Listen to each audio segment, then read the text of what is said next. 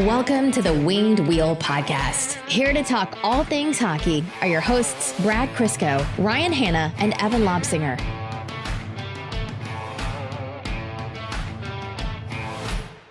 So this is a little bit of a reversal of roles.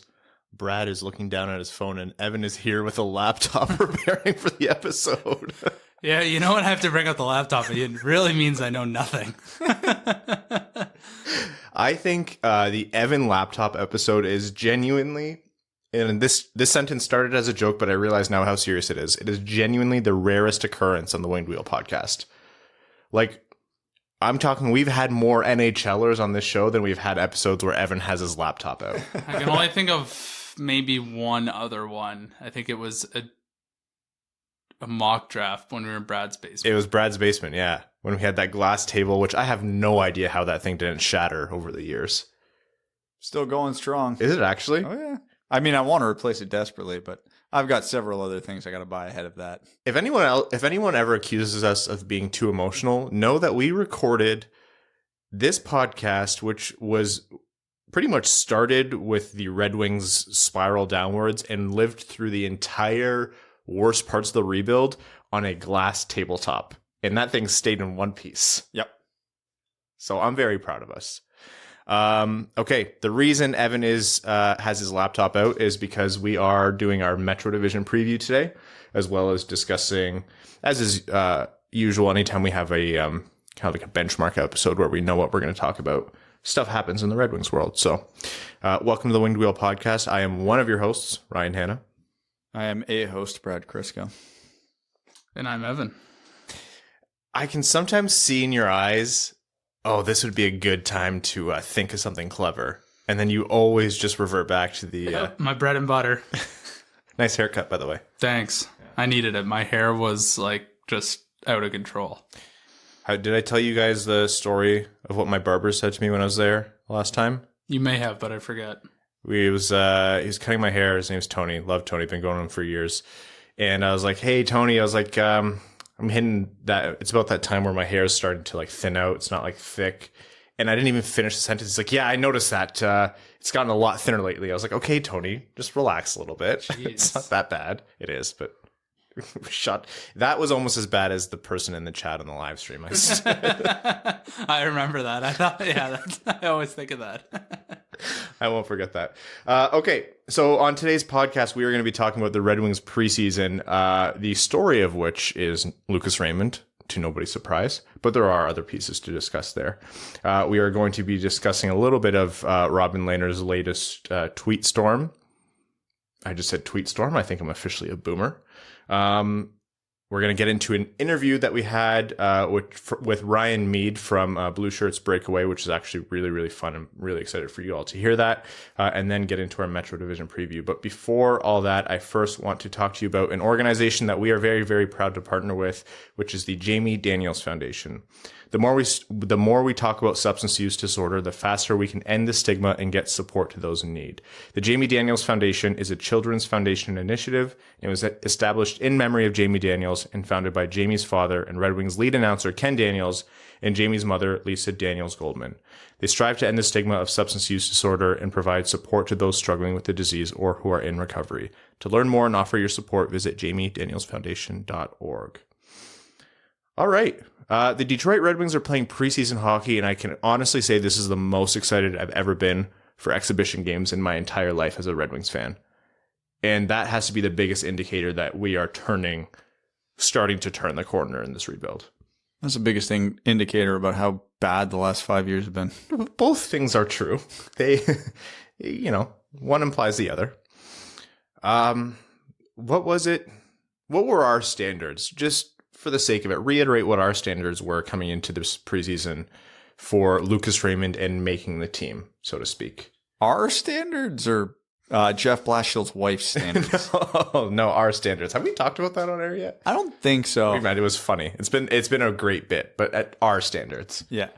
The young guys do good and the veterans don't look completely rusty. That was pretty much my standards anyway. Like, I want to see Seider, Raymond, Berggren, Veleno hang at the NHL level. Look like they belong. Not necessarily dominate, just look like they belong, because they're all very, very young and they're not going to dominate at the NHL level now or for a while still, probably.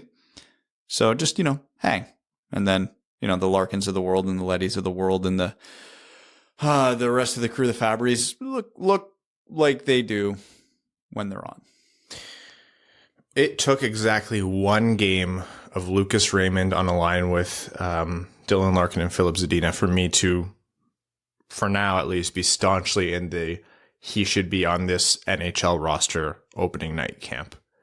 And there are so many logical arguments against that, and there's so many logical arguments that would lead to, not panicking, overreacting, or being so angry if he does get sent down to the AHL. But after watching him play in the preseason so far, especially that game against Columbus on Saturday night, I was like, sending him down there would just be putting him through the paces for the sake of it. This is an NHL caliber player right now on that line with Larkin and Zadina. I mean, there's different factors at play here. Bertuzzi still hasn't seen the ice and won't see the ice on Monday either for Detroit preseason hockey. Verana's out for many months, and you kind of just have to wait to see how things shake out in that top six. But Lucas Raymond looked good. Yes, the power play looked better because Alex Tanguay has come in and done amazing things so far, relatively speaking, with that power play. But Lucas Raymond made a difference on that power play. Lucas Raymond created chances. Lucas Raymond was showing off his vastly improved shot, which wasn't a hindrance even when he was drafted. This kid is an NHL caliber player right now. Yes, but Ryan, is it obvious? I hated that statement so much. I can't even begin to describe it. But yeah, no, I know what's going to happen is the argument's going to come, well, he's got to be good enough to take a veteran's spot. And honestly, I don't want Lucas Raymond on the Red Wings if he's not playing on a scoring line. So I don't care if he outperforms a Giovanni Smith, a Michael Rasmussen, so on and so forth. I don't care. That doesn't matter. He needs to outperform Robbie Fabry, a Pius Suter, someone who's going to play in the top six. Now, in Raymond's case, Verona getting hurt, that might have had a natural solution. We'll see. Adam Ernie's also had a great preseason, and he's an NHLer who can fill in the top six now. So my gut still tells me that's what's going to happen. But the fact that all that factors into the decision historically with Detroit pisses me off, because that's not how it should work. Because when Blashill said the statement of, it's got to be so obvious that he's ready that my wife can see it, that takes all the nuance and context out of player evaluation. And I think Raymond, talent-wise, is good enough to be in the NHL. I think he's been good enough to be in the NHL for a year. It was more about refinements with his game. And what's the word I'm looking for here? Refining his weaknesses. Because Lucas Raymond's stick handling, skating, shooting, since he's been drafted, that's never not been NHL level. The question is putting him in a position to succeed for the sake of Lucas Raymond. Because even if you can definitively say there are 6 forwards on the Red Wings better than Lucas Raymond right now, spoiler, you can't, but even if you could, you have to ask yourself the question, is it better for Lucas Raymond's development to be in the AHL or the NHL? And I'm not going to give an argument one way or another. This is just kind of food for thought. Is his skill level and talent level and style of play to the level that in the AHL, his teammates, his line mates might not be able to keep up with him, or the quality of competition won't be enough to further along his progression? Does he need to be at the NHL level against better competition, but also playing with better players who can play off him, like a Dylan Larkin, like that natural chemistry we saw there? Stuff like that. I'm not saying there's a right or wrong answer here, but this should not be a decision that's just made on, is Lucas Raymond better than X amount of players on the team? Yeah, I agree with that. I think it's pretty nuanced, and I think to make it clear, that argument can go either direction. Like, that argument could lend to, yeah, even though he is NHL level right now, sometime the AHL won't hurt. I actually didn't have a problem with Blashill's statement, because I thought it was just, interview answers you have to remember are always going to be vast oversimplifications of what the process is behind the scenes. Hockey players, hockey coaches aren't exactly they don't exactly have a way with words, and even when they do it, they don't have a lot of them, to put it simply. The irony of me struggling to find words to articulate that isn't lost on me. I think he was just kind of summarizing what you said almost. Where does he fall in the spectrum? I'm sure that he came into this preseason saying, yeah, I don't see it as a likely scenario based on everyone ahead of Raymond to make this team. But a lot of things have changed. Like, we don't know where Bertuzzi is with his development. We also don't know the full story of why he's not playing, whether it's just an injury thing or whether this lends to that whole situation that we've been talking about. And there's a small rumor about that, by the way. I don't know how much airtime we want to give it. We don't know how he was going to perform in the preseason. Like, is he going to light it up? I'll tell you right now, if we see performances like he had Saturday, and even before that for the rest of the preseason, I will say very confidently the right move is to have him in the NHL. If he tapers off and he has some bad games, or he has some games where he's a little bit quieter, I will say, yeah, I have no problem at all sending him to the A with Jonathan Berggren and likely Veleno. Although, Veleno might make it to the bottom six as a wing, which I would support. And that there's a difference there too, right? Think of the kind of player Veleno is and think of the kind of player Raymond is. I agree with you, Brad. Raymond shouldn't be on this team unless he has a top six role, plain and simple. I'm not even going to say top six role, just scoring line. He can play on the third line if, the Red Wings construct their roster how a good team constructs their roster, where it's top 9, bottom 3, not top 6, bottom 6, where it's all grinders. Like, if that third line is hypothetically structured how you want, Vladimir Mesnikov, Robbie Fabry, Lucas Raymond. Oh, yeah, I'm fine with that. I'm on board with that. If it's going to be like Giovanni Smith and Michael Rasmussen with him, absolutely not. No, yeah, I'd rather have him in the AHL. So context matters. I'm not going to say definitively top 6, bottom 6. Kind of the old Thomas Vanek special. We're going to shelter him on the third line, lots of power play, and we're going to give him a couple players he can play with. Great, all for it. But Detroit doesn't construct their team like that historically, at least in recent memory. So it's also probably not going to be like a toggle on-off thing. He's probably going to, if he does make the team, so to speak, and move past 9 games this season, he'll probably be up and down all year. That's just how it goes with rookies, and I think that's perfectly fine. No, it's not. He needs consistency. But no, we're also in the season. So I should preface this by saying Lucas Raymond's development supersedes everything I'm about to say in terms of context, but given the alternatives, this is now the time the Red Wings do actually need to think about ELC implications, because Raymond is young enough that the Red Wings could be in the playoffs while he's on his ELC, and that cap space might matter.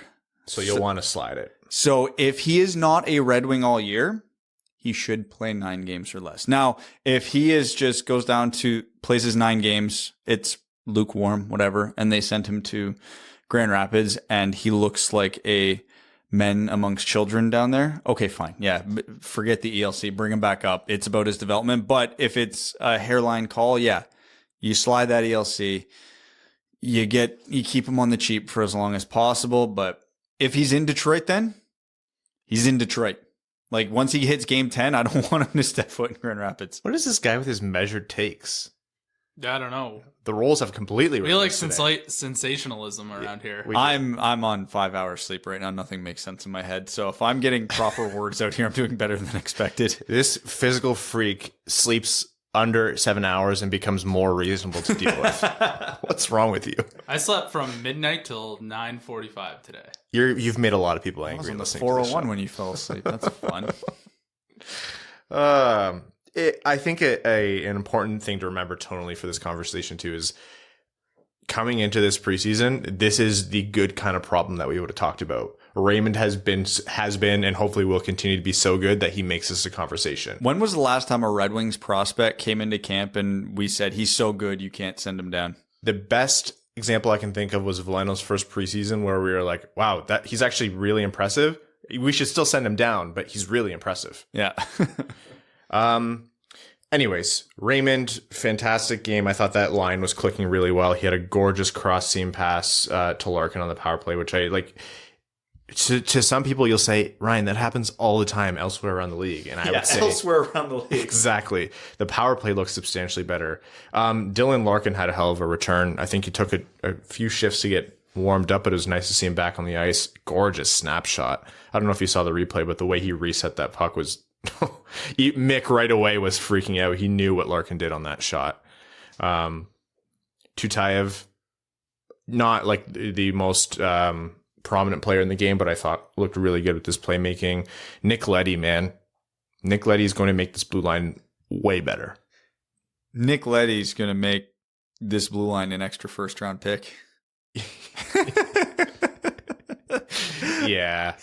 I hate rebuilds. I was talking to Nick, and he said to me, is Leddy Sider the best defensive pairing we've had since Lidstrom retired? Yeah, it's been bleak that we're talking about 2 preseason games, and my immediate reaction isn't to scoff at the notion. Yeah. God damn it. And there have been a series of games, and it's split. It's split teams, and so won't recap all of them. But Bobby Ryan had an outstanding show. Calvin Pickard in a previous game had a fantastic show. I think it's really good to kind of see those performances, especially in light of Vrana coming in, had a lingering shoulder issue 10 minutes into camp that he was late for because of visa issues, gets hurt, and is now out for 4 months. So it's nice to see the rest of the team just kind of stepping up and letting you know that it's not going to be completely bleak this offseason. Or sorry, this season, not offseason. We're just getting out of the offseason. The rest of that line, the Larkin-Zadina line, I thought they clicked really well together. I thought Larkin obviously was a major focus. Of course, Lucas Raymond was a major focus. I would like to see Zadina capitalize a bit more. I think we've seen a little bit from him so far that's similar to last season, where I don't know what you want to call it. Grip your stick too tight, just not converting. Like, he looked good. The puck was moving through him on that line, just the same as Larkin and Raymond. But if you're playing with Larkin and Raymond, I think there's going to be a ton of opportunities for him to capitalize. He won't be with both of them in the season, most likely, but still, you still need to see that step from Zadina. That could be a line. Do you think it's really going to happen? No. Do you, Brad Crisco, think? But it could. Yeah. It allows the Guelph connection to stay together on the second line. We talk about Raymond and we talk about, whoever else, but you want to know who really are the 2 biggest factors in this team's draft pick? Nick Leddy and Alex Tanguay. When you're starting from 0, less than 0, negative, you come in, and if you just don't completely screw up, the power play is going to be wildly better, and that's what we've seen. We've seen movement on and off the puck. It's not just a simple cycle around the perimeter until you break in, which will never happen that way. Cross-seam passes. Nick Leddy had a spinning pass at the blue line, which you don't recommend all the time, but just to see the power play is alive, and it's moving around, and it's dynamic, and they're pivoting up and down the sidewalls, and the bumper moves, and there's an actual strategy. They're doing things out there, and it's working. It's genuinely working. Even Detroit's only goal today, I believe, came on the 5-on-3, and it came off of really good movement, and Pius Suter converted. It warms your heart. And also, think of how many 1-goal games the Red Wings have lost over the past couple of years. The power play should, if it continues this way, alleviate quite a bit of that. It's amazing how just getting to the simple things like moving on the power play took 4 years to accomplish. Hey, you guys on the Winged Wheel podcast, do you get super deep into strategy? No, we're literally just calling for skating. Yeah, we are calling for the absolute bare minimum here. And you would say, well, that sounds like a pretty terrible podcast. Well, we're still waiting on a lot of fronts, so... Anyhow, I guess the gist of all that is probably too much talking about it, but Lucas Raymond is just that exciting. The preseason has given fans, for most games, reason to be excited. Keep watching Lucas Raymond. I hope they give him opportunities on that line more so. I hope they work Berggren into the Raymond games as well. And we'll see how the preseason wraps up. Robin Lehner. That's what we're going to talk about next. Tweet Storm. That sounds like a shitty Hollywood movie. Don't tempt fate. They'll probably make it one day. There's an Angry Birds movie. There could be a Tweet Storm movie. There were actually 2 Angry Birds movies, weren't there? Oh, 2? Yeah, I think so. They really doubled down. Unless I'm this wrong. fall, Anne Hathaway's Twitter account comes to life. Terrible. Robin Lehner tweets about a lot of things. He kind of jumps around. Incredibly entertaining. Take a lot of the stuff with a grain of salt, but there's also a lot of value because the dude just has absolutely no filter. He'll say it himself. He's like, I've effed up 45 different ways in my life, and I'm not going to hide from that, but it also won't stop me from speaking the truth. That's a very poor paraphrase of what he said. He has come out largely in defense of Jack Eichel in the situation with the Buffalo Sabres, advocating for Eichel to be able to make the medical decision he wants. And it seeped into an accusation that NHL teams are just openly handing out sleeping pills, benzos, Ambien, whatever, without a prescription. And which is, a very bad thing. Is anyone surprised by this? I was going to say, this isn't even news. Like, this is not new information. Like, it's good for a prominent player like Leonard to call it out, someone who has access behind the scenes. But I very distinctly watching a documentary, I want to say on TSN, not that long ago, with Ryan Kessler and Kyle Quincy and a bunch of other guys who were talking about all the drugs they had to take while they were playing. I think Toradol was the big one there, but still, it's like, this isn't news. If you didn't know this was going on, A, congrats, you filthy casual, and B, enjoy the what is it? Ignorance is bliss. Yeah, like it's this has not been, and that doesn't make it right. No, it doesn't make it right. It's been an open secret in the NHL forever, but everybody knows it. Who cares to pay attention to it? And not that any fans should ever care to pay attention to it, but now that Robin Lehner has thrown it out in the mainstream, the NHL is gonna have to deal with this head on. And he also, I think the real trigger point was when he called out the Philadelphia Flyers and Alain Vigneault, like, explicitly. I think that's where it starts to get a lot more fire behind it, because if he just like made some generalized statement and didn't bring that organization or name up, I don't think anyone really would have thought too much of it. But when he started calling people out, that's when things started to get a little bit more dicey and more eyes are on it. So I think that's sort of where it really started to take off. Those Leonard tweets are like the absolute dark matter inverse of the kind of NHL that Gary Bettman and Bill Daly want. Like they don't even want players speaking publicly, let alone, in the replies, replying to people saying, love you, but you were shit for the Leafs. You couldn't stop a shootout, or you couldn't stop anything in the shootout. And he responds, LOL, I know. It's like, for Bill Daly to get that message saying, hey, Leonard's been ranting for 9 hours and he just outwardly accused Alain Vigneault and the Philadelphia Flyers of handing out benzos to players publicly. Bill Daly, his head must have turned a shade of red that would have been suitable for one of the jerseys hanging above us right now. Like, it's funny, the league acts very quickly on this matter as opposed to some other matters. Yeah, curious. Must be Sunday. Nobody's got anything better to do. Well, when the news broke that the NHL reached out for Leonard to do an interview, which is basically going to be sit down and shut up. Yep. Akeem Aliu had a tweet. He's like, oh, good. They're reaching out to save face and they're going to talk to him, and then basically ignore the issue for 2 years until the public loses attention in it. That's PR gold standard right there, baby. Yep. That is exactly what you do. And this isn't to say everything Leonard is saying should be taken as absolute truth. No, the guy has been wrong about a lot, and he shoots from the hip. So again, there needs to be a grain of salt here, but just look at Brad and Evan's reactions when I write out this topic. It's the least surprising thing. Yeah. I didn't understand, once I saw that there were names attached to it, that's when I was like, oh, okay. Like, you can't single people out because everybody's doing it. We did the quiet part out loud today. Yeah. So at first I was like, this is the least surprising thing that's ever been publicly announced, and people are upset about it. But then I saw the names, so I was like, oh, okay, yeah, that makes a lot more sense. That the league's a little bit more worried about it. But yeah.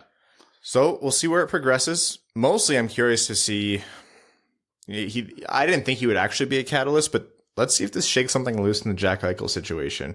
Elliot Friedman's been talking about this before. Yes, Buffalo holds all the cards, but this is a god-awful look for the league to have one of the best players on the planet not playing for a reason so silly as that. Not silly, but So a reason so non-hockey related as this. It's not to say Buffalo's right or Jack Eichel is right or either one of them is wrong, but they're going to say, figure something out and figure it out now because this is terrible. Terrible for hockey. I don't think people understand just how bad this situation is because it's in the context of hockey. Imagine Jack Eichel was a construction worker and his boss saying, "No, you're not getting that surgery. You're getting the one we want." It seems insane. I understand it's in the CBA. Don't get me wrong. I fully understand legally how this works, why it works this way, yada, yada, yada. But from a human standpoint, this guy does not get a choice in how to fix himself without voiding his contract, therefore essentially putting himself out of work, which, again, I think this is why it gets lost in the hockey context because, if Jack Eichel loses his job, who cares? There's a million other teams that will throw money at him. If you're just an everyday Joe and you weren't allowed to get the medical procedure done you want, or your other option was be unemployed, it's life-changing. So it seems insane to me that this is how the CBA is written. I think it's, first of all, the NHLPA probably never imagined it would come to this, and they are going to learn for the next negotiation. Secondly, I think once you move into the realm of we are paying you $10 million and we don't have a proven history of this surgery working at the NHL level, if the Buffalo Sabres approved it and Jack Eichel did the surgery and came back and let's just say it ruined him, they're still on the hook for his contract. That is a lot of money. If they were saying, hey, Jack Eichel, you literally can't get any surgery at all, you have to live with this pain, blah, blah, blah, then I would be fully on your side, Brad. But the fact that there is a procedure, not without fault, like the procedure is safe and it's effective in the short term, but long term, A, it's likely going to have to be done again, and B, it's going to affect his long term quality of life matters after the NHL. If that didn't exist, that operation, I'd be on your side, but it does. Again, there's an argument here because the surgery that Eichel wants has been done successfully elsewhere, but I don't know. If I'm the Sabres, do I want to be the one taking the $10 million risk? And it's not even that. It's if I'm a team trading with the Sabres, do I want to be taking a $10 million risk? And if I'm the Sabres, I'm saying, well, if I'm going to lose Jack Eichel, I don't want to get rid of him for pittance. That is terrible asset management. Well, the thing with the disc replacement is if it goes wrong, it goes wrong. It's not like he's going to not be the same player. If it works, you're not going to notice a difference in him. And if it doesn't, it means he's still injured. No, there are medical outcomes that it's not just... Yeah, it's not that black and white, but by and large. But point being, if the disc replacement doesn't work, the way to fix it is fusion. So why start with the end game? Try the new thing. If it doesn't work, you do the old thing. Like that's, again, I'm talking in broader context of any medical situation, but in terms of this one specifically, the way to fix a bad disc replacement is a fusion. So if you're going to end up in a fusion anyway, you might as well try the other one first. I am so hesitant to even begin to talk about medical accuracy. This is what I've read from other medical people, so definitely take the grain of salt. Can I give a sidebar to this conversation that's somewhat on topic? So when I was flying home, I was like, I'll put on that, they had the McDavid Road to Recovery documentary, whatever. I put that on, I got 15 minutes in, and they started talking about this snapped off his knee and like all this, and they kept replaying the video. I thought I was going to throw up. I have no tolerance for blood or gross things like that at all. People don't realize how much injury there is in hockey that's gruesome. It's just hidden under pads. Like, yeah, this like little tendon like basically like ripped off, and like his knee was just like floating around and like broke his leg too. I was like, oh God. So I turned it off. I haven't watched it since. It sounded horrible. Good for him that he's back, but that's all I needed to know. Have you seen the video of the NCAA player in March Madness? With we're not talking about that. Yeah. No. Yeah, I did. That was gross. No, was it Kevin Ware? Yeah, that name will be seared into my brain forever. Okay, we are far too down a rabbit hole of discussing medical nuance and intricacies of operations which neither Brad or I have performed. Evan might be a secret surgeon, so I don't want to speak to that. Not after that plane ride that I just admitted to. We're going to jump over to our interview here. I had a conversation with Ryan Mead from the very, very popular Blue Shirts Breakaway podcast to discuss a little bit about the Metro Division and the soap opera, the never-ending story that is the New York Rangers, one of the most interesting teams in hockey, but because things are so crazy right now, doesn't necessarily get enough attention. So great conversation with Ryan Mead. He has a phenomenal first name, I must say. Enjoy that interview. The confluence of Ryans, by far the easiest podcast interview I have set up in my entire life. From start to finish, the planning process was 6 minutes, I think, and I was the limiting factor. I was ready to go, Ryan. Anytime a Ryan calls, I'm ready to roll. That's how this works. We've been meaning to have a little bit of a crossover with Blue Shirts Breakaway for some time now, and I think this is the best way it could have possibly happened. Let me ask you a question, if you don't mind, Ryan. Yeah. Are you guys are an independent podcast? We're an independent podcast, yeah. I believe I stalked you out about a couple months ago. We left The Athletic, as is tradition. And during that time, we did the big join post. We don't do the leave one. I looked out and I was like, boy, on the top 50 podcasts, everybody's with a big company except us. And the only other podcast I found, I believe, was you guys. So congratulations. Thank you. And same to you on your departure. You're right. You don't. And I have noticed that about you guys. It's just not something. It's the quiet part that you don't really talk about too much. Super fun when you go to the top NHL podcast and it's all either giant NHL media or former players. Then there's nothing else, and then there's two dummies like us. Yes, a couple of meatheads. No, it is fun because I like to see, and I think that we've done the same thing. You look at the top, you see how high up you can get against those people. And again, I've noticed Blue Shirts Breakaway. It's just like a nice little kindred thing. So it's nice to actually. It's nice to meet another independent media member. You know what it is? I really, truly, I believe this from the bottom of my heart. It's us as Ryans that make the difference. I think that's it. I always want to tell my co-host Greg, dude, it's not you.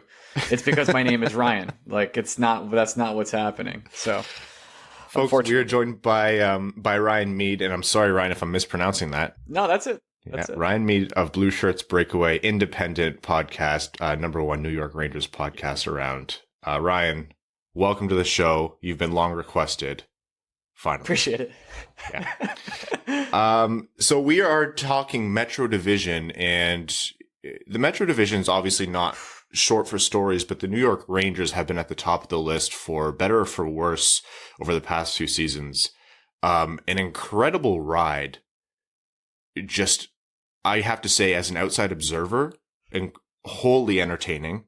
I mean, I don't know how a team wins the Lafreniere lottery, grabs Capo Caco, and still has uncertainty because of personnel decisions that were made in this last offseason. So give us a little bit of a summary of what it's like in Rangers world right now. Yeah, so I'm going to give like the quickest summary of the last 5 years. They put out the letter. The Henrik Lundqvist era semi-softly comes to an end for the New York Rangers, where all their championship cup runs, they come close, they don't get it. They put out the letter, hey, we're rebuilding. They sell off their captain, Ryan McDonough, for a, I guess, lackluster package, with the exception of a draft pick that becomes Niels Lundqvist, who I'm sure we'll talk about at some point. They sell off all the other players they can, with the exception of Chris Kreider, who they extend for 6 years. They win the lottery only because of a pandemic and losing in the first round to the Carolina Hurricanes, who absolutely trumped them. They win the lottery with Capo Caco, who has historically the worst rookie season of all time after I started a church for him, and people blame me for it. Thank you. Then they have a season where they have a very controversial player in Tony DeAngelo, who does a lot of things on the internet and now plays for the Carolina Hurricanes. He gets into an altercation with a player named Alexander Georgiev. They go to fisticuffs. Tony ends up being the one getting cut off the team. There are a lot of rumors that people don't like Georgiev either, and he's been requested a trade. And then at the end of that season, there's this famous guy named James Dolan, who owns the New York Rangers and the New York Knicks. You probably know him more for the Knicks side of things because he usually keeps his fingers off the Rangers. That was not the case this year. he goes ahead and fires John Davidson. There's so many JDs. John Davidson and Jeff Gorton in that situation. They're both let go in a shocker surprise move. We called it the summer of anything can happen, and then actually nothing happened. They hired Chris Drury, and then Chris Drury made and brought in a bunch of enforcer grit types, traded Pavel Buchnevich for what we would call a pile of doo-doo, and but to clear cap space, and has been very open about adding top 6 talent and has not done that. That brings us to where we are now with Gerard Gallant and an upcoming season in a Metro where the Rangers are poised to be competitive. And somehow, during that, I missed saying they had the second youngest Norris winner of all time, and they have probably the second best left wing in the league, and a star prospect goalie kind of deal, and they can't really make the playoffs. So there's I could do this for hours. Yes, thanks, Ryan. Oh, wow. Is that what content is going to be like when a team is good again? Just asking for a friend. Yeah, I'm assuming that. Well, okay, so we did the not good teams content for a while. We talked a lot about Neil Pionk for a long time. Yeah. So you have what is fun. You have fun prospects to at least discuss right now. Now, I do feel bad that you haven't won some of these lotteries. Not like you're missing out with the Lafreniere stuff right now. Gotta tell you. It's not like I have faith and I think he'll become that player, but the first year was lackluster on a lot of different levels. And the burden that comes with fan expectations as well it's not, on balance, is not a curse, but I can see how that will be painful if and when it comes for Detroit. When you score 220 points in 2 seasons, as Lafreniere did in juniors, and then you get to the NHL and you look not only a step slow, but probably not tremendously, but a good amount less dynamic than you were. You're supposed to be this incredible offensive playmaker, not a generational talent. He's not the Connor McDavid or even the Austin Matthews of a prospect, but he's sort of the step below that, and his playmaking skill was heralded as one of the best of the last 10 years. And it could have been David Quinn. It could have been, hey, he didn't really get a training camp. It was a COVID season. He was away from his parents. He was trapped in a hotel room every single day when he wasn't playing on the ice. And there's a lot of things you could say. And he kept a really great attitude the whole season. But it was only until the end of the season where he really started to show flashes of, hey, I can show some talent. By the way, I'm pretty good at hockey. For a team to get rid of Pavel Buchnevich and then say that they want top 6 talent, to me, it's a funny progression. So how much of this statement is true? The Rangers being a serious competitor rests on the laurels of Kakko, Lafreniere, Adam Fox. The latter of the latter, does that still work? 3? Adam Fox having already proved it. I wouldn't say Adam Fox is a concern at all for Ranger fans or anybody who watches the Rangers. I think he's one of the most sure players. This is how you know it's good. When you want to sign somebody for 8 years and all 8-year contracts are disasters. With very few exceptions, with I think Ovechkin. I'm sure Kucherov will somehow live up to it, but very few exceptions where that's the case. I would sign Adam Fox for $9 million for 8 years right now. I know he's young. He's as lock of a lock as you can come. The only way the Rangers take the step right now, with the exception of making a trade, and I'm sure we'll discuss those too, would be if Lafreniere, Kakko, Kraftstoff, and some of these and Philip Hedl, those are the big 4, really, that need to take their developmental leaps. They're all below 22 years old. Philip Hedl is still 21, I believe. Kaapo Kakko is 21. Lafreniere is 20. Kraftstoff is 21. And if they all can take that leap, well, then the Rangers are an extremely dangerous team, especially on the wings. The center position has always been a real big struggle for the Rangers. Mika Zibanejad is a hot topic a lot of the time. He can either be a world beater or he can kind of be lost in the game where he's a little bit lackluster. He's either scoring 5 goals or you can't really find him. That's kind of where he is. And Ryan Strome has been a character. They've been trying to trade him constantly for 3 years. It's not like a secret. I'll be honest, and we could talk about this right now. There's been rumors of him going to Detroit for a while, of kind of like a salary cap dump with your best man Stevie Y over there. So there's a lot to discuss there. I think both teams' fan bases, and probably both podcasts here, have been guilty of mocking trades with one another. I know a lot of Rangers fans are looking to have discussed the name Dylan Larkin, which is nothing short of heresy when you get into Hockey Town. And Red Wings fans like to say, yeah, we'll take this good player, but high cap hit, more or less. I think Ryan Strome he makes less than 5, right? Yeah, I think it's 5.5, something like that, 5.2, something around there. I don't have it right in front of me, but this is his last year. He is a UFA after this year, and Dylan Larkin is a name. The Rangers have discussed a lot of different centers over the past year.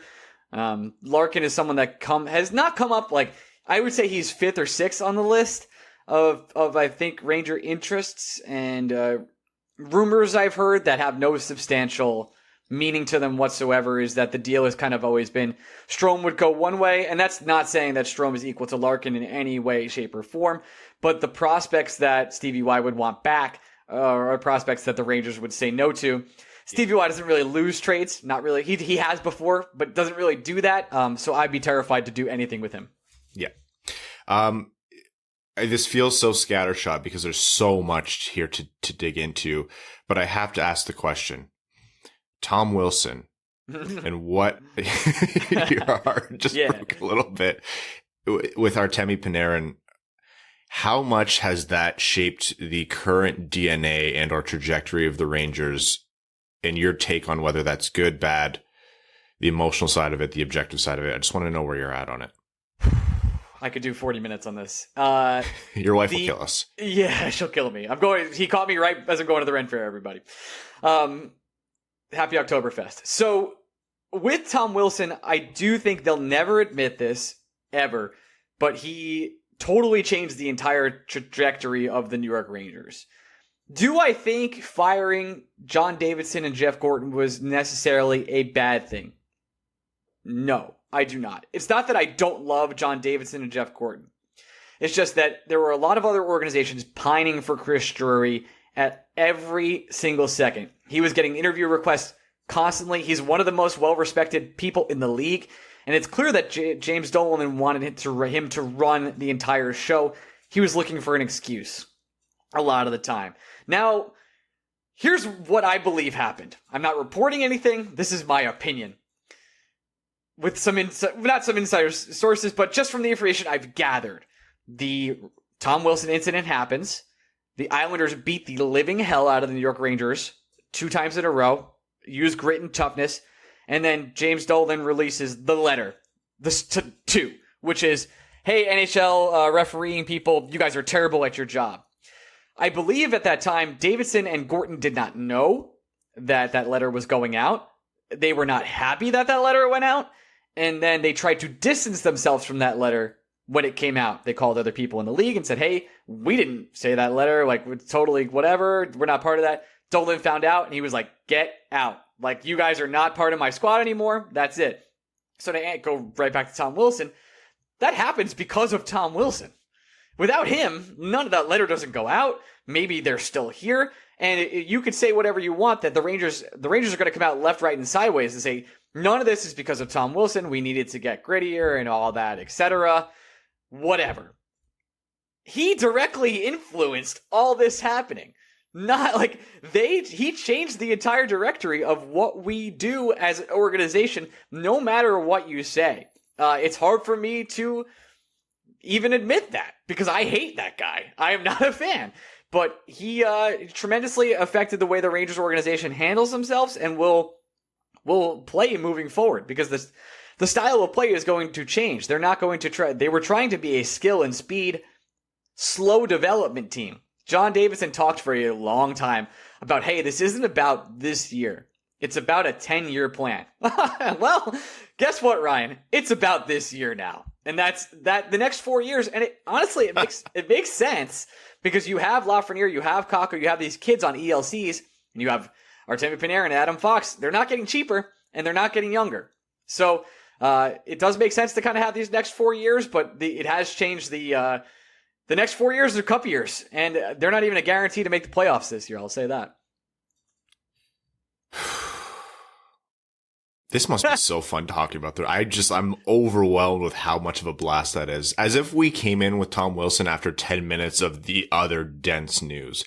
I'm going to give the lead to you because in a little bit, I'm going to ask you about the Rangers' chances to make it, your actual projections for them, your rankings for the Metro, that kind of stuff. Yep. Podcasty stuff. Yep.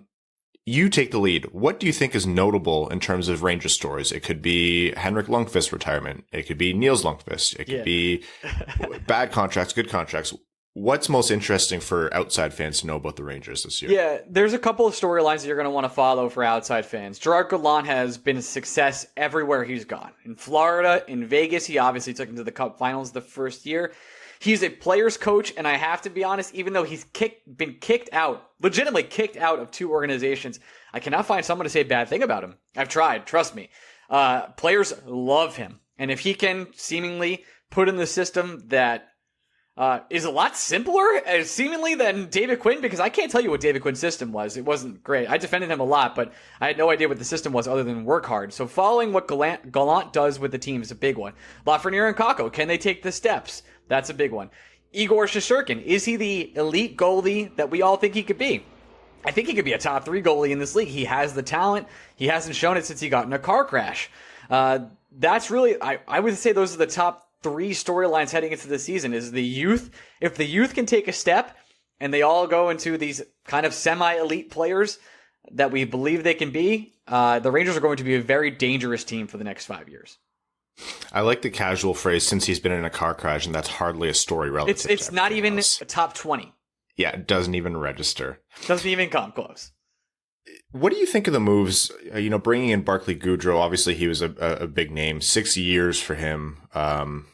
People were up and down on that contract. And I think there was a flurry of trades all at the same time. Obviously, that's around the time where Buchnevich was moved for less than an ideal return. We talked about it on the pod as well. How do you feel about Drury's moves as GM so far? You cannot give him a grading system. And I will tell you why. Because we are 16 minutes and 31 seconds into this podcast, and we haven't mentioned the name Jack Eichel, which feels so good. It feels so good to not have done that. I have to be honest, because I talk about that man way more than I ever want to. But if you think the New York Rangers are out or have ever been out on Jack Eichel and have traded Buchnevich away and his contract, of which they were not going to sign him for no reason, there has not been a New York Ranger team that going into the season with more than $8 million of free cap space since 2004. So there is something amiss in this situation. They are not... You think this team that wants to compete for a cup just has $8 million of cap space chilling? They're in on Jack Eichel, and they have been for the whole time. They'll never admit this. Drury has been like, we're not really interested. He leaks to Larry Brooks, who's the main beat writer, or one of the main beat writers for the Rangers, constantly like, we don't really care. They care a lot, and they want him, and that they've always wanted him. And if Buffalo hates the Rangers, they hate us, especially because we put up a billboard in Buffalo. And saw that, yes. Yep, thank you. They do not. They were not a fan, and there have been some ramifications for that. Anywho, so they don't really want to trade with the Rangers. They are gung-ho. The Pagulas do not want to make that happen, but the Rangers are still one of the only logical spots that the Jack Eichel trade can happen. They have the prospects. They won't get Kakko. They won't get Lafreniere, and they won't get Fox. Duh.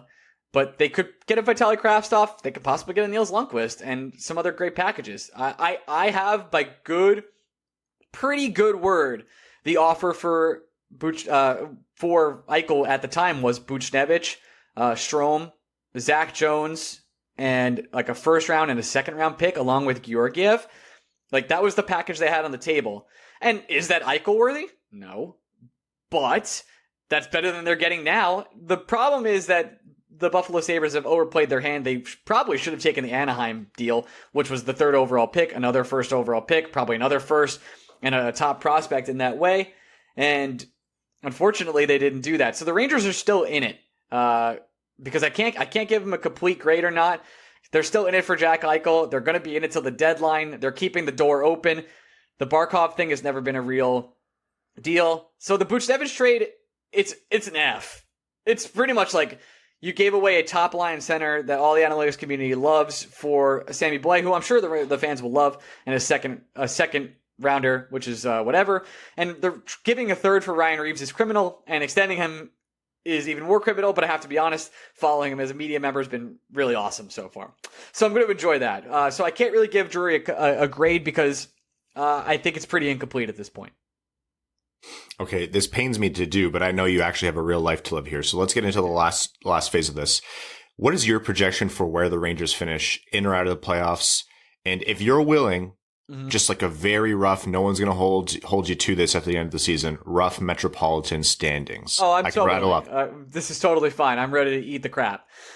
In this, I have the Rangers finishing second in the Metro. I'm extremely bullish on the talent that they can have, and I'm actually, it's not just the talent that the Rangers have. I'm a little bit down on some Metro teams, and I think this is just me betting with Father Time rather than against Father Time, and that's a bet I usually like to make. I think the Islanders are poised to make a gigantic run this year. I kind of think they're going to win the Metro pretty handedly. That's how we know you're being objective. You're putting the Islanders. I am, and I really respect that organization, and I hate it. They do like a lot of things right, and I think they have the best coach in the league in Barry Trotz. I don't like Lamoriello as a GM, but you cannot argue with some of the results he's gotten. What do you want me to do? Pains you, but the results are there. What do you want? Have to eat crow eventually. I'm eating it right now. So I think they're going to be first in the Metro. Then the second is going to be a fight between the Rangers and the Hurricanes, so I have them second and third. I think the Hurricanes could easily get second place here. And then I do see a mix of, Washington, the Flyers, and the Capitals falling here. Pittsburgh's going to be without Crosby and Malkin for a bit. Their team is rough outside of those two players. The depth isn't what it used to be. I'm not saying they don't have the talent, and I'm not saying they can't plug and play as the Pittsburgh way has always sort of been. But I have a hard time believing that they're going to get the point total they need.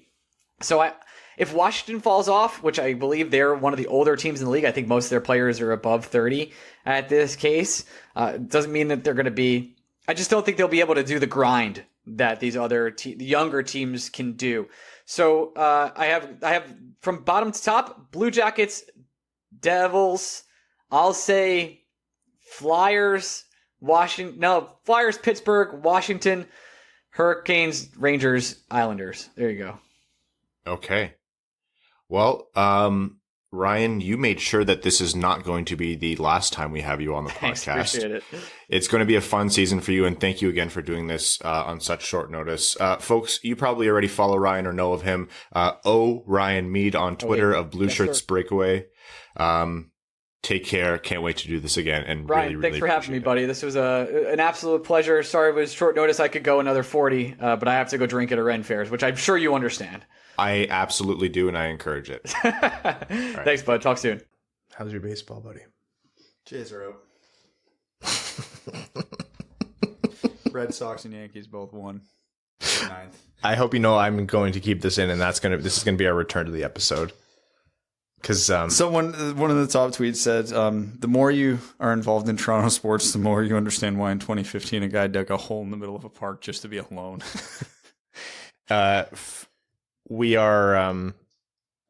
We're forever making fun of Brad for his weird sports fandom that crosses into Toronto sports with the Blue Jays. So this helps today, though. Stop showing me the bills. 40-0. As a 4-0 you can't even count to 40. No, I know. That's what makes this even more impressive. As a Detroit sports fan, it makes me very happy to see your Toronto pain, Brad. Although I will say I was hoping for them to make it and watch them be eliminated. I think that's funnier. But you're saying your logic here is you're pro Yankees and Red Sox because that's who made it. The enemy of my enemy, et cetera, et cetera. They're all enemies. They all are, but some days you have to pick certain ones. Anyways, welcome back. We just came back from an interview, obviously, with Ryan Mead from Blue Shirts Breakaway. It is insane hearing him contextualize everything that's gone on with the Rangers. I'm just thinking about us, last year, talking about Matthias Brome, and for them, Georgiev requesting a trade is minor news on balance with everything else that's happened with the Rangers. I don't know how those guys have slept on that show. Anyhow, great to have Ryan on. Looking forward to doing it again. And I guess let's just segue into the Metro division here. So obviously, Not quite the same as the Atlantic in the East of the two Eastern divisions, but still really interesting. We have obviously the Rangers, the Islanders, the Devils, the Flyers, the Caps, the Hurricanes, the Penguins, and the Blue Jackets. The New York Rangers are an interesting team for the reasons we talked about just now with Ryan. Like they have a lot there that could make them a dominating force, but I don't know. Last season, they were out. They were out because a lot of bounces didn't go their way, and they were one of the best teams I've seen to not make the playoffs under this structure in a while, but they were still out. So where do we have them coming into this, and what do we make of that kind of, who are going to be the power brokers in the Metro? There aren't power brokers in the Metro. That's kind of the whole division is a power broker. you have Columbus and then 7 teams that could make the playoffs. Yeah, Columbus is going to be bad, and they know they're going to be in for some hurt, but that was by design. Yeah, of course. Yeah, and then you can't say definitively any of the other teams there won't make the playoffs. That's the fun with the Metro, and I don't think you can say any team in that division is truly powerhouse. The only team that I can comfortably say I think is going to make the playoffs in that division is the Islanders. Yeah, that was what I was going to say. And now that I've doomed them to miss the playoffs for sure, it's wide open. So it's going to be the most intriguing division to watch this year, just for how wide open it is. But in terms of trying to predict it, I got nothing. I think the Islanders and the Canes are pretty solid bets. I don't see a world in which the Hurricanes miss the playoffs. Their goaltending goes to shit, and they remember they lost Dougie Hamilton. Yep, that would do it. Yeah, okay. Like, the thing is, I don't know, for how active this division was, a lot of the teams that should be good in this division got worse this offseason. Pittsburgh's not better. The Capitals aren't better. No, and Pittsburgh's going to be without Crosby and Malkin for a short while. Yeah. Washington's not better. The Rangers aren't better. The Islanders, you could argue, are pretty much the same. Who else? Are the Flyers better? Probably, with Ryan Ellis, but then they negated that by getting Rasmus Ristolainen. I think the Devils are the only team in this division you can say, yeah, they're better. They got a lot better. And even then, is it enough to be making the playoffs? Exactly. So this is going to be fascinating. Let's start with the Hurricanes. Anderson and Ranta is, I think, a good enough solid goalie core where if goaltending was an issue, I would assume that one or both of them would have gotten hurt, because you can probably bounce between the two and find a hot hand throughout the season. That's at least my take on it. Yeah, they're competent NHL goaltenders who happen to get injured a lot. You still have Slave and you still have Pesci, like Slave and Pesci, Shea, D'Angelo, Ethan Bear. I don't know. I don't love losing Dougie Hamilton. Obviously, he's one of the best defensemen in the league. And then you have like the power they have on forward: Svechnikov, Aho, Niederreiter, Trocheck, Teravainen, Nechash, Kotkaniemi, Jordan Stahl, Fast. Like they in a team in a division where there are no power brokers, I can't see a situation where Carolina doesn't rise to the top or float near the top. I should say. Phrasing. Really? That little sleep, Is that huh? a poop joke? Yeah. Yeah. Poop thing? No one does phrasing for poop stuff, Brad. Don't be gross. Anyways. How much better do you think the New Jersey Devils have gotten? I guess let's go there, because they picked up Dougie Hamilton, obviously. Picked up Tomas Tatar, which we know who's a world breaker. What do you see? And Jonathan Bernier. And we know the way to get good is to pick up recent Red Wings. Yeah. And they also should have Heischer back for a full year, and Jack Hughes should take another step in his progression this year. They also got Ryan Graves, too. Yep, which was a nice little addition, and God knows which of their rookies will make the team this year between Holtz, Mercer, whoever. But we have to put it in context. They were one of the worst teams in the entire NHL last year, so even adding all those doesn't make them a cup contender. I think they put themselves in the place where they're still playing meaningful games in March. How meaningful? Who knows? Is it trying to hold on to a last playoff spot, or is it trying to keep their playoff hopes alive? Could be either, but I think playing meaningful games in March, which is a huge step forward from where they were last year. I think the problem when I think about New Jersey is who's going to score the goals on that team? Who jumps out to you as like a perennial goal scorer? Tatar. Okay, that's not good. That's not good if that's your, like, that's the guy you're going to provide goals. Tatar, if Holtz has a good season, right? Hughes, That's still unproven in a very tough. Yeah, he sure definitely. Zach is coming off a big year. So they need them to continue to move forward to have a chance. You're right. There's not a lot of certainty there, but with any team coming out of a rebuild, there's no. I mean, I would say it's almost the same thing about the Islanders, but the Islanders are the Islanders. They'll always overproduce in terms of some of their parts. But the only difference is the Islanders play incredible defense, and the Devils were one of the worst in the league last year. And their goalie can't play any games in Canada right now, so thankfully for them, they picked up Bernier. I am really struggling to rank this division. Yeah. I don't know. I think I have the Islanders winning it. I think a good sign that Ryan Mead is pretty objective, and I said this in the interview. He picked the Islanders to win it. And for a guy who hosts a Rangers podcast to pick the Islanders to win the division, you know he's serious about it. It's quite telling. Yeah, I'll just wait till our Atlantic preview, where 3 of my 4 playoff teams I absolutely hate with a passion. I have the Islanders winning it. I do believe in the Hurricanes. I think they'll float up there. So I think I was going to go first Islanders, second Hurricanes. I'm going to go with the Rangers here because I think that's fun. And then I'll go.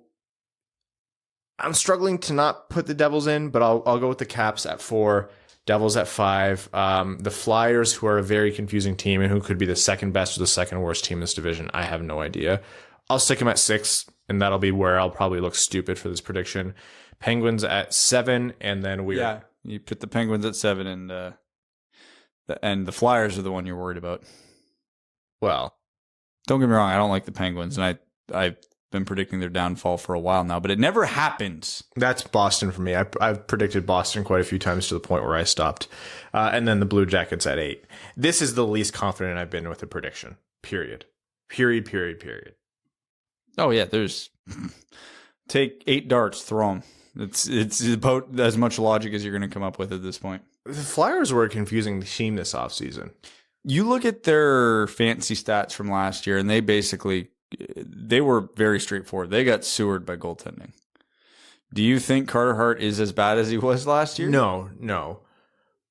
But I'll get to it. They've got Martin Jones to back him up. Yeah. Who's probably not better. I've never seen a goalie so consistently let in the first shot in a game in my life. You think he's doing it intentionally? And then they got Ryan Ellis, so Rasmus Ristolainen. And they got Ryan Ellis, so I mean it when I say I'm not at all confident in this, but why don't one of you guys jump in with your projected rankings, your top 8? Yeah, mine goes somewhere similar. Let's start at the bottom. Okay. Columbus is at the bottom. Yep. All right, now moving back to the top. Sorry, I'm doing a sandwich here. I'm building the bread. Okay. Chaotic. That's how the brain's working on a Sunday evening. Building the bread. I gotta digest that statement for a second. A lot of gluten. And then after that, I think the Islanders are still the Islanders. I think that I've got them winning the division. But I do think Carolina is going to be close. Okay.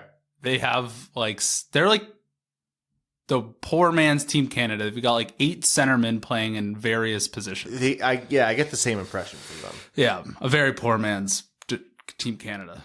Anyways, after that,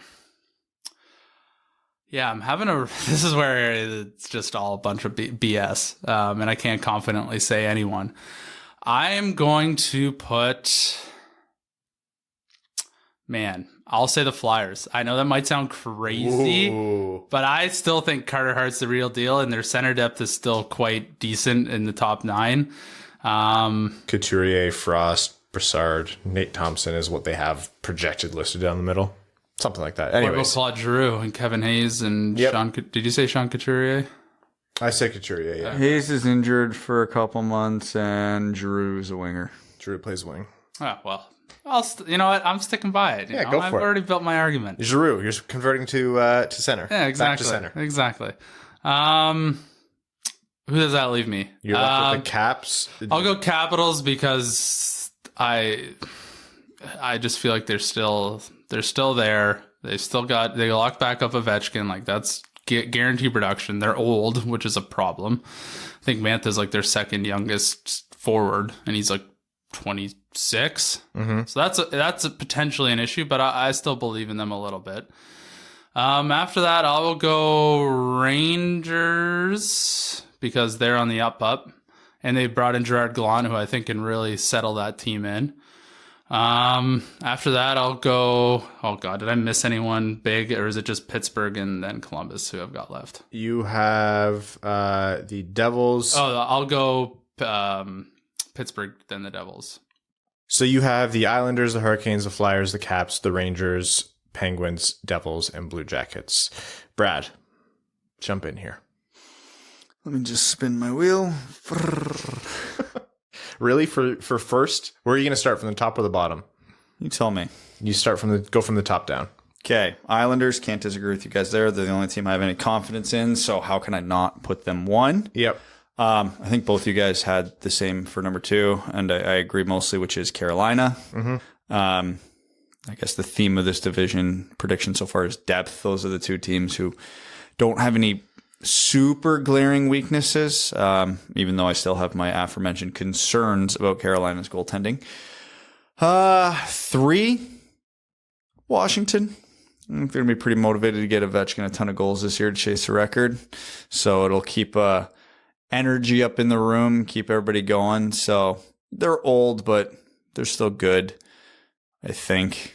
I don't know. That downfall's coming sooner or later. I don't know when. 4, Philly. I think Carter Hart just has to be average for them to be good. And I think Carter Hart can be average. 5, Pittsburgh. I mean, down the stretch, Crosby's going to be back. Malkin's going to be back. They're going to be pushing for a playoff spot. So if there's 2 guys you got to put at least some faith in to carry their team to or across the finish line, it's those 2. So I think they probably get off to a pretty crappy start, but I think they get it going afterwards as long as Tristan Jarry, learns how to be a goaltender. 6, Rangers. I really actually hate what they did this offseason, but they should see progression from so many players that it should counter the stupid moves they made. The natural step, akin to Jack Hughes improving so much, it's practically like getting a better top 6 center. Lafreniere and Kakko progressing should make them. Even K'Andre Miller, and they should have one of Zach Jones or Nils Lundqvist come in on defense, and Shesterkin could be better this year. Like their improvement comes from internal. Everything they did externally was for the most part terrible and bad. The Buchnevich trade was awful. The whole Tom Wilson protection trades were stupid. The contract of Barclay Goodrow was atrocious. Then we didn't even mention Hedel and Kravtsov. So yeah, exactly. But all they built up such a good stockpile of prospects and young players that it's almost impossible for them to not get better just through the natural progression of it. But I don't think they got better enough to crack a playoff spot yet. 7, I got New Jersey. Hey, they ain't proven shit yet. So until they do, I'm pessimistic. And then, sorry, Columbus, you're the unanimous loser because obvious reasons. If you're a Columbus fan, do you regret not trading Panarin and Bobrovsky? Absolutely not. That run was magical, even if it was only 2 rounds. And they hadn't had anything in a while. Man, the Metro's extremely interesting, and I'm not sad that Lucas Raymond made it such a story that we had to use up time this episode to discuss him possibly making this team, but we could have easily done an hour just on the Metro. Like, all of those teams have the kind of pieces and the kind of progression, and have made, interesting to say the least, enough moves this offseason where it's such a big unknown. Like, our lists are wildly different. At least one of us is going to end up looking like an idiot, which will be a notable improvement because usually it's 3 of us end up looking like complete idiots. Well, we all picked the Islanders to win the division, and we all picked Columbus to finish last. So naturally, Columbus is getting a wild card spot just ahead of the Islanders. Yeah. Sorry, Barry Trotz. We just accidentally predicted your downfall. Okay. We'll talk more about the Metro. I think there's too many storylines. I think they're going to come up too often throughout the year for us to obviously discuss that, but very curious to see how that shakes out. And one difference maker, I think you both had You had the Caps third, Brad, and Evan, you and I had them fourth. Anthony Mantha, what kind of year does he have over there? 25. That seems to be his range until he gets past it, whether it's health reasons or consistency issues. That kind of seems to be his sweet spot. Okay.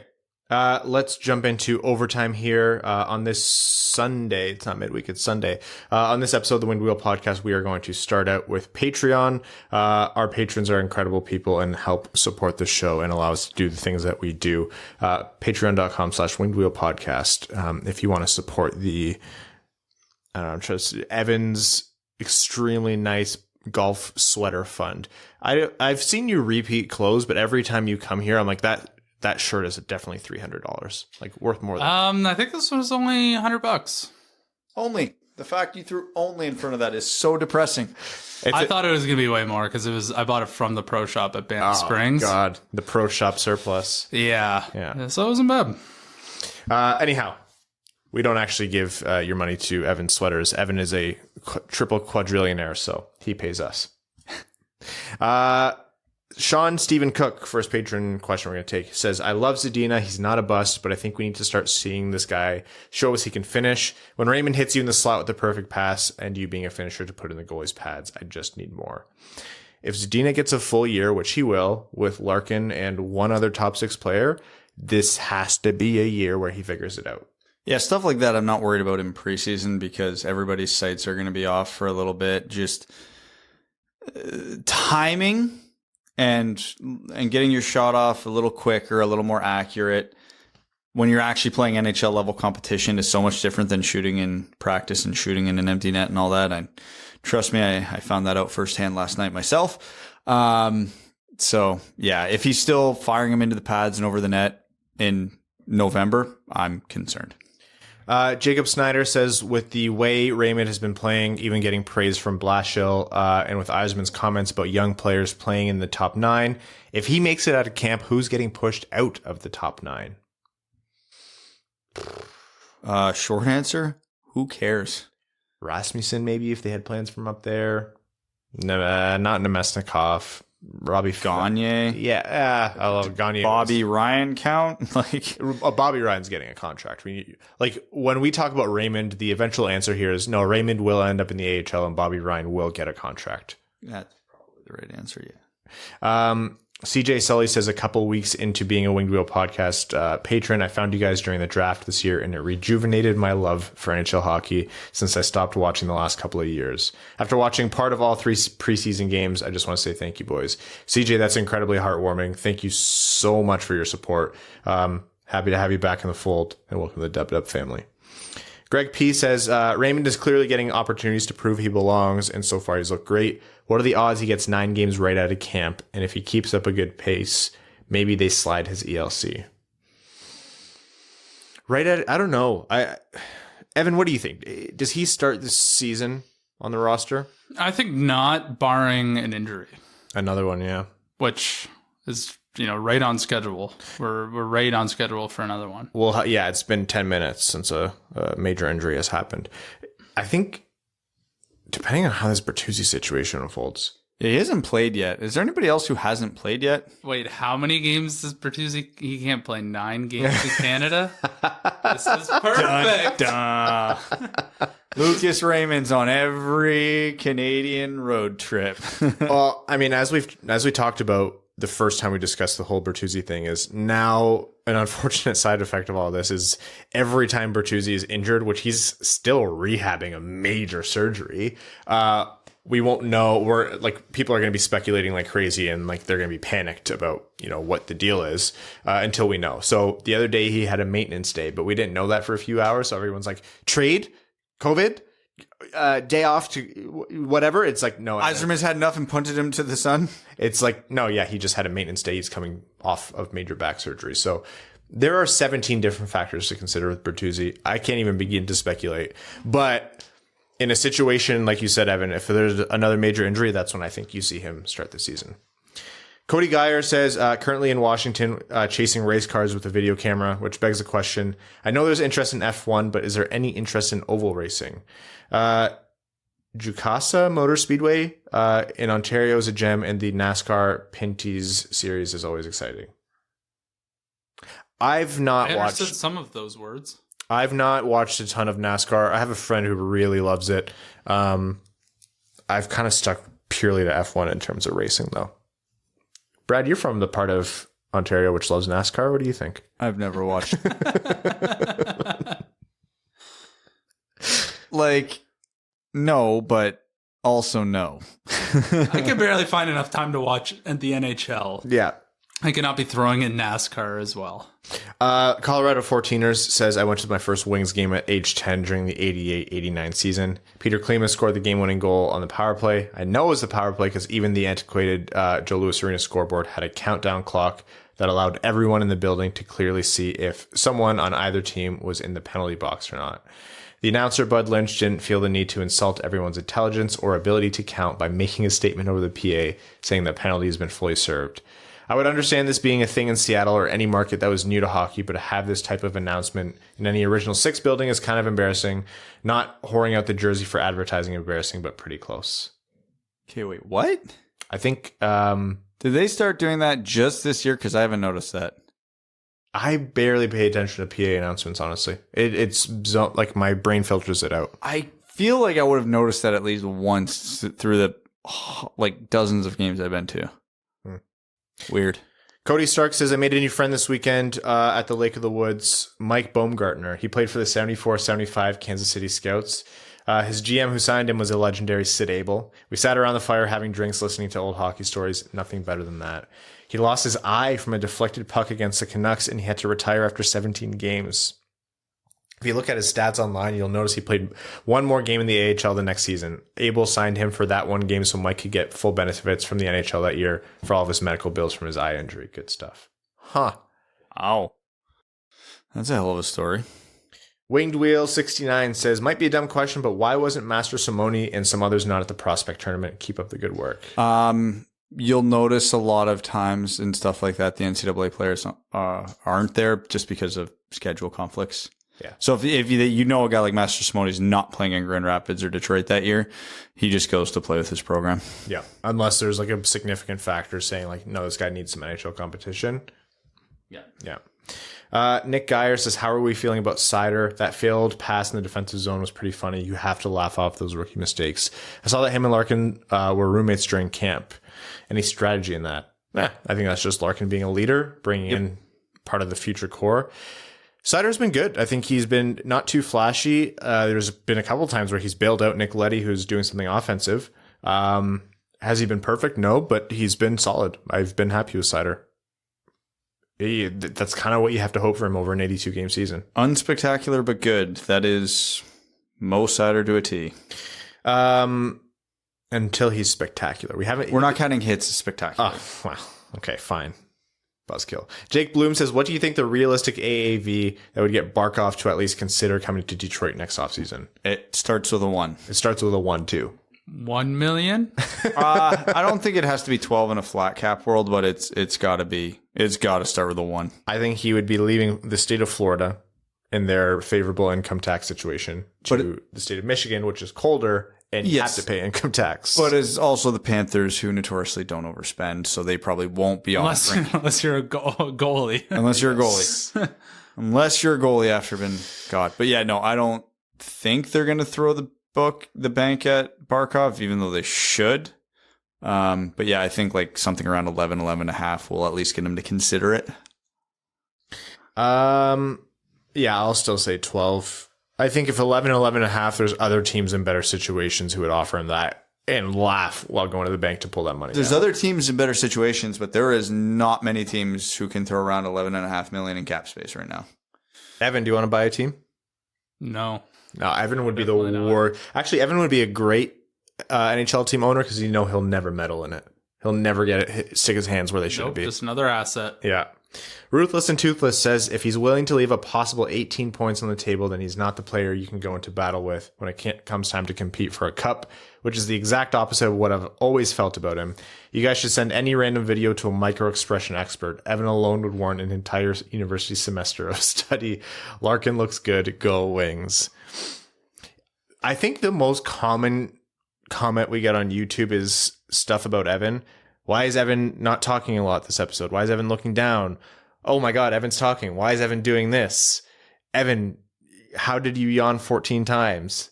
Because there's a lot of answers, but not a lot of time. You have to know how notable that is, that on a podcast where Brad is here, you are a weirdo in the room. Yeah, that is strange. Connor Dukes says, "Sup, boys? I went to the game last night. Awesome game, but some of the worst nachos I've ever had. That is devastating to hear. I'm sorry. What food should I get the next time I go to the LCA for a game?" I literally always get the 4-square deep dish. It is the greasiest, most extremely hot pizza I've ever had in my life, but it's the best. Honestly, I haven't had anything that's really blown me away from there. By and large, the food at the LCA has been relatively disappointing. To be fair, I've tried like less than 10% of what's available, so. They had a zesty poutine for a while, which I loved, and they have a taco place, which I thought was really good. I can't remember the name. Phil Gastineau says, "Hey, boys, we've been dominating the preseason offensively. Can you give me a percentage of how much of it is coaching changes, player changes, and the preseason?" Preseason. I'll go 20, 30, 50 for the dominating factor. So 20% coaching changes, and that's purely Alex Tanguay. Okay. 30% players, like this team got rid of the Rot, added the Lucas Raymond, added Nick Leddy, and 50% you were playing preseason Columbus Blue Jackets. You should be running the show on them. Yeah, absolutely. But that's just for the dominating part. For the part that's fun, like and better, you can remove the preseason stuff, and it's still like there's a lot to be excited about. On a side note, I highly recommend everyone listening to watch Attack on Titans. I'm not an anime person or really even a TV person, but that show is the best thing I've seen on TV.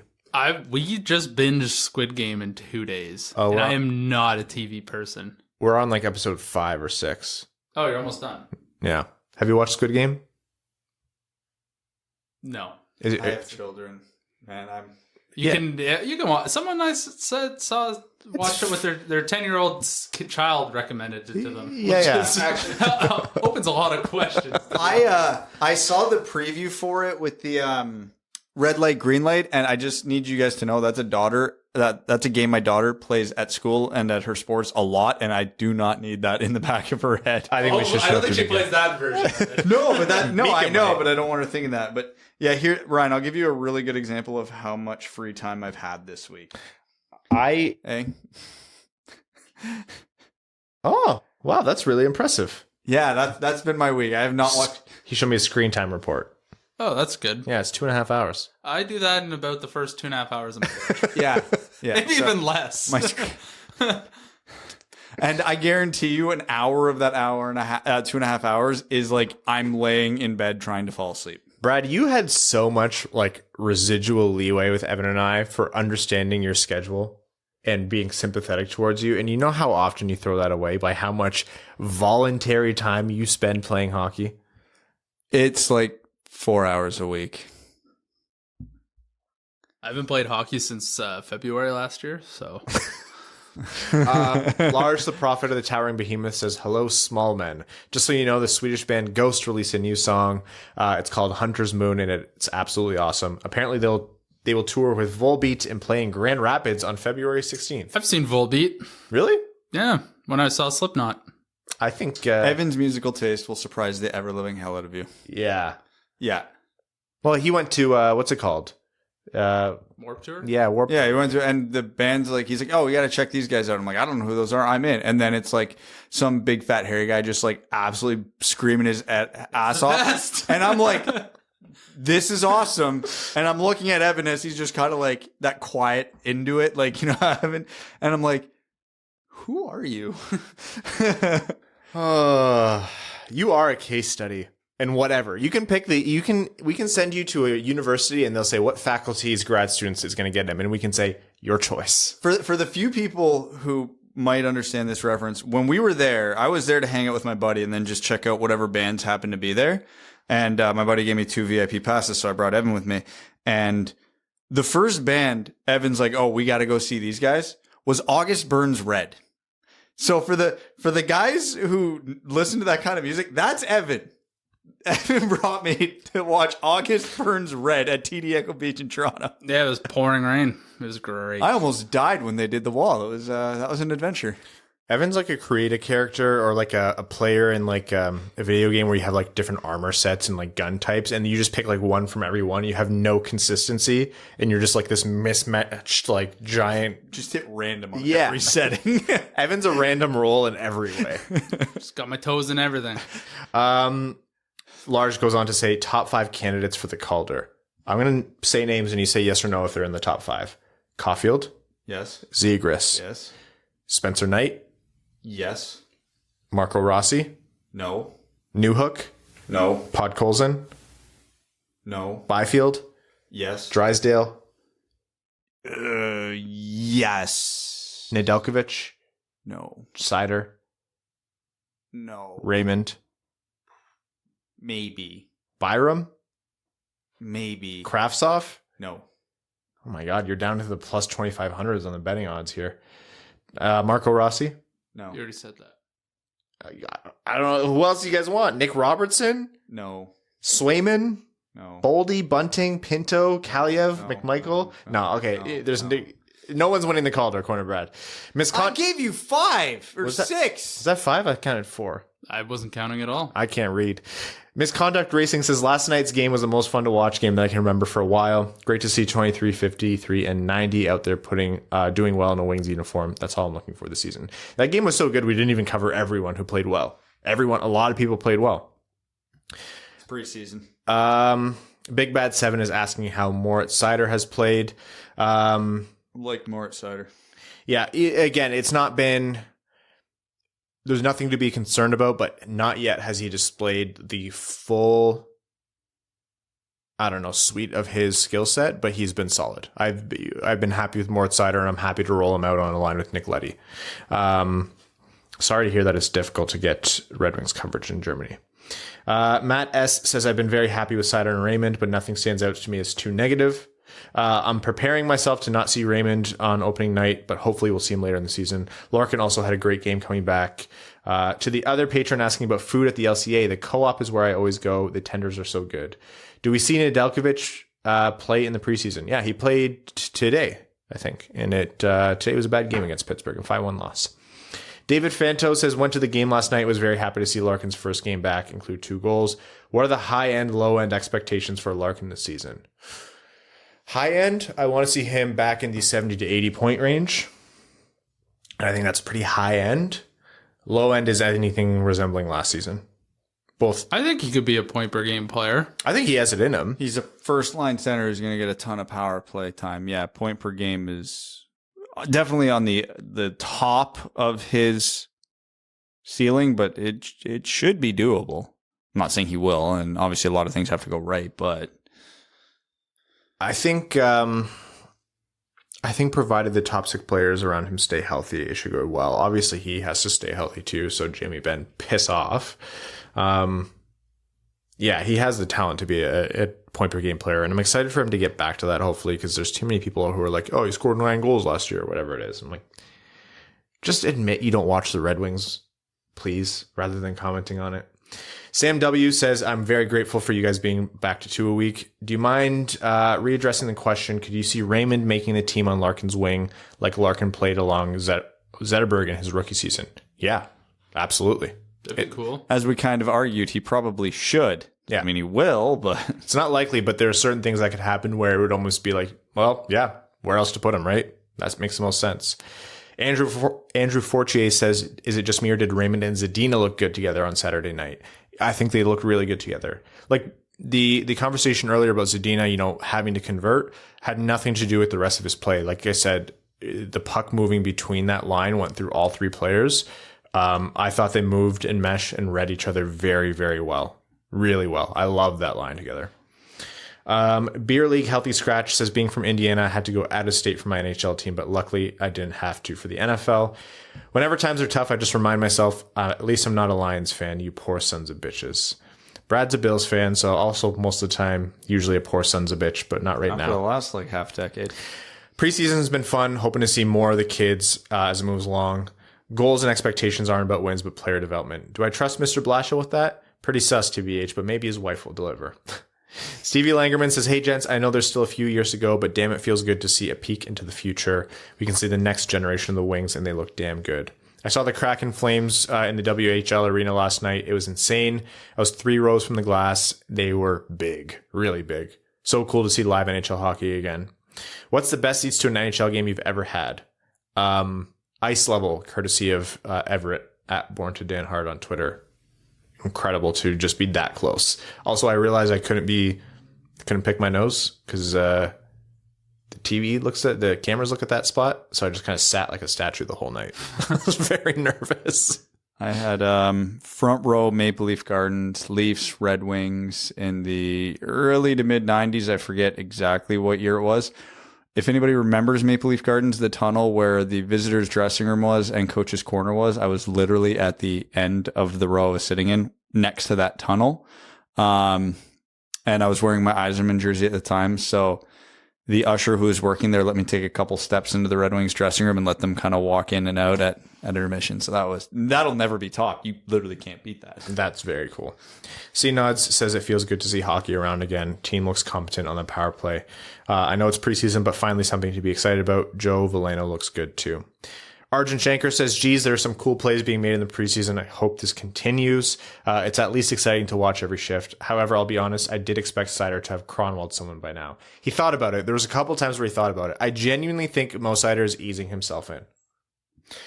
Ohio State number 1 says, what would you consider a successful power play this year? Not going 40 power plays without a goal. The bar is so low right now. As usual, the bar is on the floor. With Hronek back in his spot, Raymond being able to make absolutely disgusting seam passes and utilizing a bumper, what percentage on the power play would you be content with? What's 19, 20? I don't know. Yeah, whatever league average is, I'm going to go with that number. Not the point where we were at the end of that streak where the Red Wings power play was on pace to be the worst in NHL history.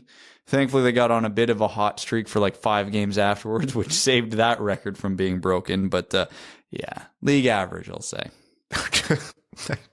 Helm Hands asked about Robin Lehner, which we talked about our last comment. I'm sorry, I know we're supposed to do Reddit questions. We didn't have a ton of time, or we ran a bit long today, but I promise we'll make up for it. This question's from Vax Waxed and blocked by Tyler Bertuzzi's burner account. It says, hey, fellas, did you know that if you lined up pictures of 5 buttholes, I wouldn't be able to point mine out? Joseph. Dude, are you okay? How high are you? I think you've had Brad say, how high are you for your last 3 comments. It's coming next episode's just going to be, no, Brad, it's hi, how are you? All right. We're going to wrap up this episode. Next episode is going to feature a very fun interview, which we think you guys will love. So stay tuned for that. We'd like to thank all of our listeners, our name level sponsors, Arjun Shankar, Yves Bartels on behalf of the Sarah Grand Foundation, Kyle Karagitz, Nick Perks, Terry Driver of Crying Ryan, Hannah's Banana Slam, Jamathong, Taylor Tagel, and Pizza, Brandon M, Brass Balls with Lemon Zest, Carl Brutanen Analuski, Citizen High Five, CJ Sully, Clayton Van Dyken, Craig Kibble, Derek Enstom, DJ Denton, Give Blood, Fight Probert, Greach, Hana Lee, Hassam Al-Qassem, Jacob Turner, Jake Kiefer, James E., Jeremiah Dobo, Justin and the Angry Mob, Kalen Wood, King Tone, Cody Stark, Kyle Hashman, Kyle McClure, Matt McKay, Matthew M. Rice, R.A., Ryan Hubbard, Scott Martin, Stacy Lynn, Stove, Iserplan, Joe Santangelo, Vaxed Wax, and blocked by Todd Reynolds on Twitter, Zach Spring, Yves Bartels, Andrew Bohan, Sam Bankson, Adam, I wish I could finish like Ernie, Antonio Gracias, Colorado 14ers, Connor Leighton, currently out of name ideas, Dave W., Evans Bingo Card, Jeremy Brocker, John Evans, Josh Yelton, Kevin McCracken, Quaz, Matt Keeler, Matt S., Max $1 million, Revi DeLuca, Trevor Pevavar, Tyler Bertuzzi isn't a team player, Zach Handyside, Zach McCann, a driving range superstar. Take care, weirdos. We'll talk to you midweek. Thanks for tuning in to the Winged Wheel Podcast. Be sure to check out wingedwheelpodcast.com, where you can subscribe to the show on iTunes, Spotify, or wherever you get your podcasts. You'll also find links to other ways to support the show, such as Patreon, official podcast apparel, and more. And don't forget to follow the show on Twitter at Winged Wheel Pod. And of course, the hosts at Brad Crisco, at Ryan Hanna WWP, and at Hockey Town Evan.